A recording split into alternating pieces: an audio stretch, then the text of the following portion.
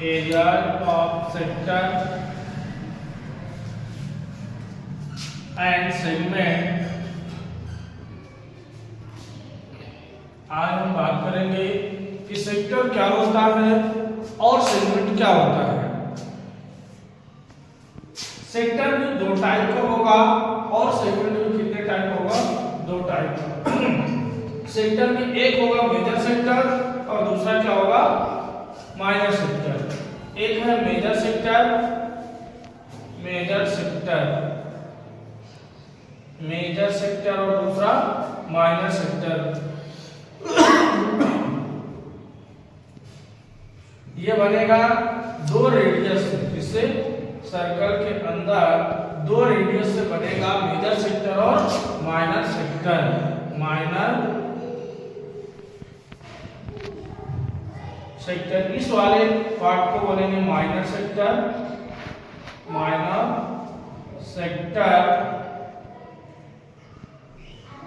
और ये हो गया मेजर सेक्टर,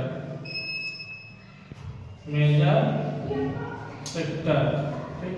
इसी प्रकार से सेगमेंट भी होगा, एक माइनर सेगमेंट, मेजर सेगमेंट और दूसरा होगा माइनर सेगमेंट। सेगमेंट जो है तो कोड से मिलकर बनता है।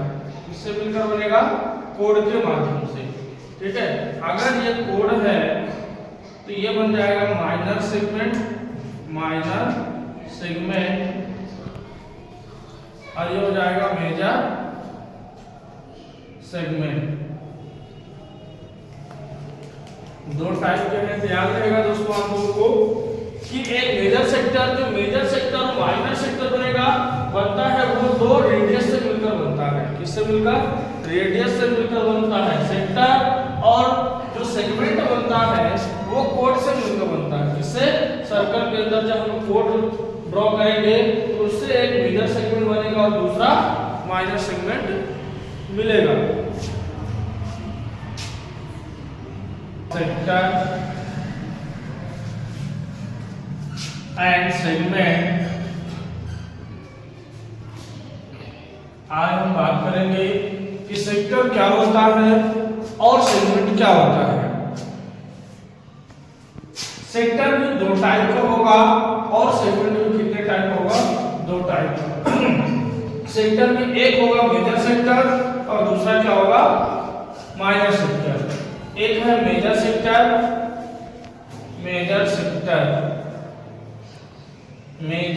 और दूसरा माइनर सेक्टर। ये बनेगा दो रेडियस से, इससे सर्कल के अंदर दो रेडियस से बनेगा मेजर सेक्टर और माइनर सेक्टर।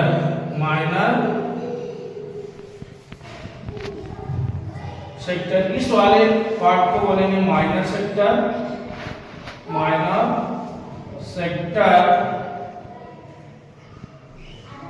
और ये हो गया मेजर सेक्टर,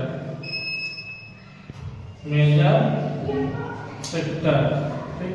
इसी प्रकार से सेगमेंट भी होगा, एक माइनर सेगमेंट, मेजर सेगमेंट और दूसरा होगा माइनर सेगमेंट। सेगमेंट जो है तो कोड से मिलकर बनता है। किससे मिलकर बनेगा? कोड के माध्यम से, ठीक है। अगर ये कोड है तो ये बन जाएगा माइनर सेगमेंट, और ये हो जाएगा मेजर सेगमेंट।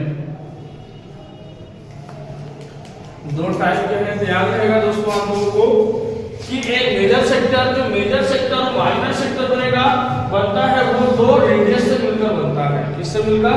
रेडियस से मिलकर बनता है सेक्टर, और जो सेगमेंट बनता है वो कोड से मिलकर बनता है। किससे? सर्कल के अंदर जब हम कोड ड्रॉ करेंगे तो उससे एक मेजर सेगमेंट बनेगा और दूसरा माइनर सेगमेंट मिलेगा।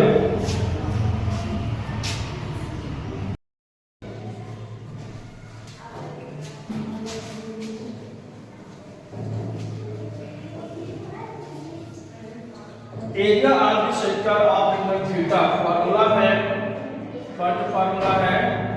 Area of the sector, area of the sector of angle theta equal to theta upon 360 into pi are square. Very important formula है। दूसरा है लेंथ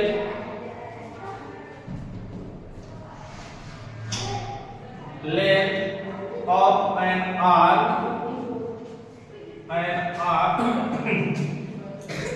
of a sector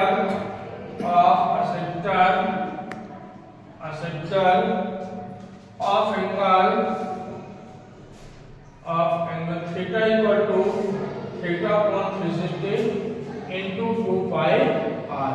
ये दो फार्मूले हैं, इसके वेरी इंपॉर्टेंट फार्मूले हैं।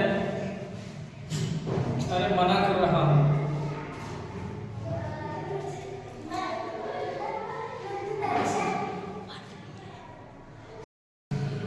क्वेश्चन नंबर 2 है find the area of A quadrant of a circle whose circumference is 22 centimetre. पहले आपको पता होना चाहिए कि क्वाड्रेंट क्या होता है। क्वाड्रेंट एक्चुअली में सर्कल को 4 पार्ट में डिवाइड करते हैं। कितने पार्ट में? 4 पार्ट में डिवाइड करेंगे तो अपने को क्वाड्रेंट मिल जाएगा। क्या मिल जाएगा? क्वाड्रेंट में से कोई भी पार्ट को हम ले सकते हैं। एक पार्ट की अगर बात करें, इस पार्ट में दिए अपने को क्वाड्रेंट है। क्या है? क्वाड्रेंट है। और क्वाड्रेंट में ऑलवेज 90 डिग्री का एंगल होता है। कितने डिग्री का? 90 डिग्री का एंगल होता है। आप कोई भी पार्ट में से हम ले सकते हैं। ओके, तो अपने को दूसरा क्वेश्चन है एंगल कितना मिल गया? एंगल थीटा इक्वल टू दिया है 90 डिग्री और सर्कमफ्रेंस ऑफ सर्कल दिया है। Circumference of circle equal to दिया है 22 सेंटीमीटर। ठीक है, सर्कमफ्रेंस ऑफ सर्कल कितना होता है? 2 पाई r इक्वल टू 22। इससे हम r की वैल्यू फाइंड कर लेंगे। तो 2 into 22 upon 7 into r equal to 22। 2 into 22 into r equal to 22 into 7। 7 के साथ क्रॉस मल्टीप्लाई कर दिया हमने। 22 से 22 कैंसिल हो जाएगा। तो 2r equal to 7, r equal to 7 form में 2। अभी ये अपने को रेडियस मिल गई है। क्या मिल गई है? Radius.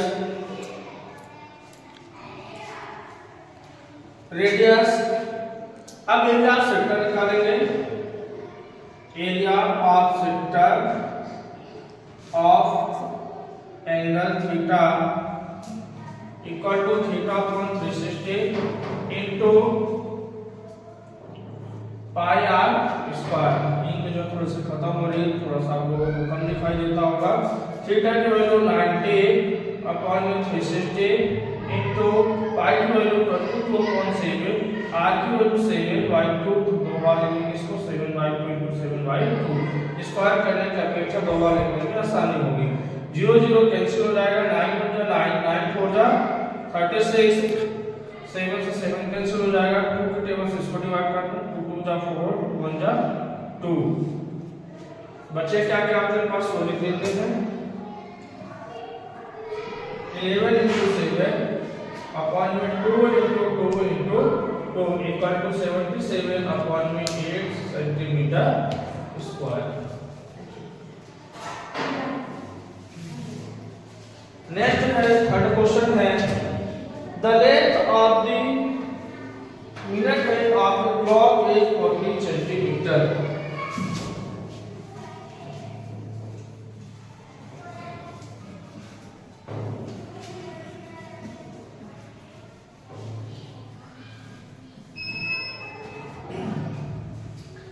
The length of the minute hand of a clock is 14 centimeter. Find the area swept by the minute hand in 5 minutes. अपने को बताना है कि 5 मिनट में कितना एंगल बनाता है। रेडियस कितना दिया है? क्वेश्चन नंबर 3 है r equal to 14 centimetre. Minute hand की बात कर रहा है तो कितने डिग्री का एंगल बनाएगा। वैसे तो घड़ी की बात करें वॉच का तो 360 डिग्री टोटल एंगल बनाता है। कितना? 360 डिग्री। 1 मिनट में कितना एंगल बनाएगा? तो अगर हम बात करें 60 मिनट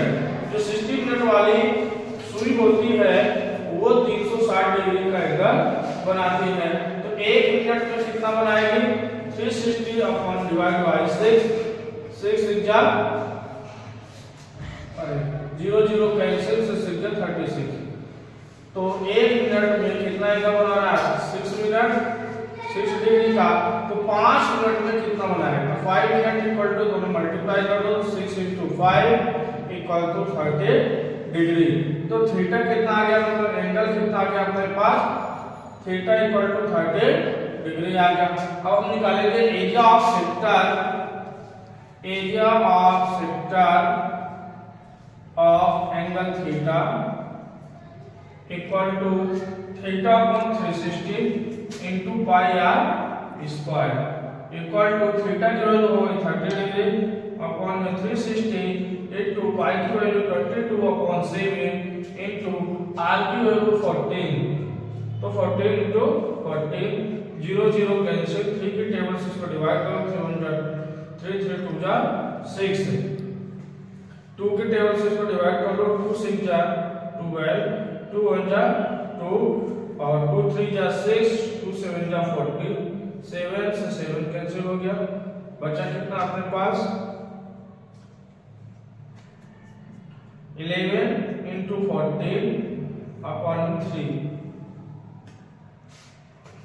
इन दोनों का मल्टीप्लाई कर लो तो कितना जाएगा 14 10 जा 140 14 1 जा 14 तो 154 अपॉन 3 सेंटीमीटर स्क्वायर।